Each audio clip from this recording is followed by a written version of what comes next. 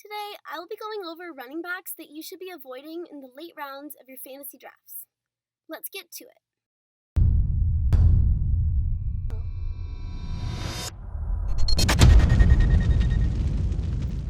First on the list is Justin Jackson. Now, the reason that he's on this list is because he's not even a true backup. Some people assume that if Austin Ekeler were to go down, then all of a sudden Justin Jackson would inherit all of this volume, but this just isn't true. Justin Jackson, much like Ekeler, is not built for a heavy workload, and more importantly, he just hasn't looked that great on the field. Now we have to imagine that this is the big reason why he was used in such a limited capacity last year. Additionally, the Chargers just added a bigger back in Joshua Kelly from UCLA in the 2020 draft. Currently, how the team is set up, there's a possibility that Josh Kelly may lead the committee if Ekeler were to get injured. And then we have to look at the Chargers' offense not being as productive as it was in last year. Phillip Rivers is gone, and he's replaced with Tyrod Taylor and Justin Herbert. So, with all of this taken into account, it just seems very unlikely that even for a late round pick, Justin Jackson will be fantasy relevant this upcoming season. Next up, we have Duke Johnson. This dude has had a bit of an unfortunate career so far in the NFL.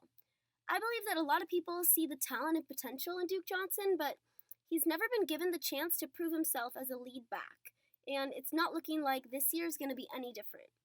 The Houston Texans traded away DeAndre Hopkins for David Johnson, one of the most lopsided trades in recent history.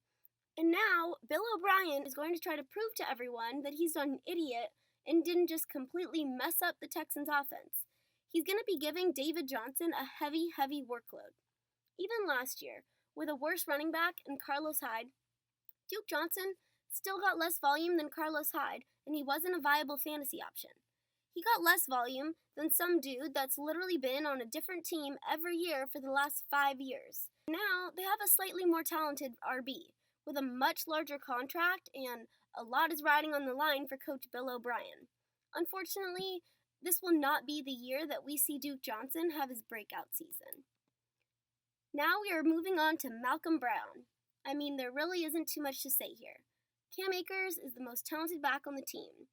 Yeah, he needs certain skills and tendencies to be refined out, but Malcom Brown might be like the third best RB on this roster. Surprisingly, he had 3.7 yards per carry last season on limited work. Not to mention, Darrell Henderson will be playing a bigger role in comparison within the committee. So even if an injury did occur, there just isn't an obvious storyline for Malcom Brown's fantasy success. I just think you should look elsewhere in the late rounds of the draft. Next up, Justice Hill. If there was ever a point to draft him as a late round flyer, it was last year. He pretty much just missed his shot at obtaining a fantasy relevant role in this offense. Now the Ravens' backfield is so crowded. They have Mark Ingram, Gus Edwards, Justice Hill, and they just added rookie J.K. Dobbins from OSU, who's supposedly the running back of the future for Baltimore.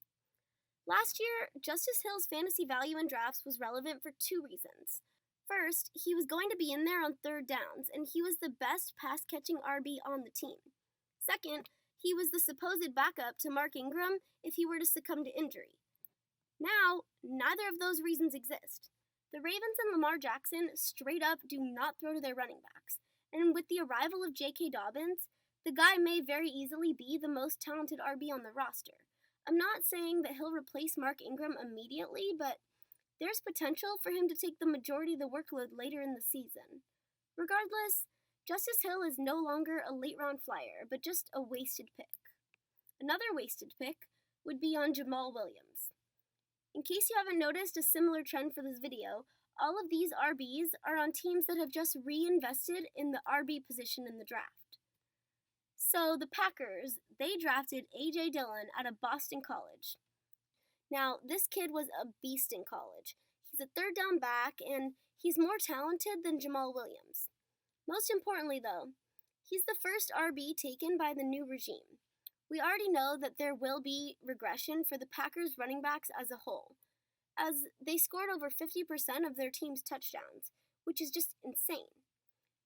Now, add to the mix a more talented back. There's regression on the way. It makes sense to look elsewhere late in drafts. If you want more quality content to crush your league, subscribe so you don't miss anything. I'll be posting every Tuesday and Friday. I'll see you guys on the next vid.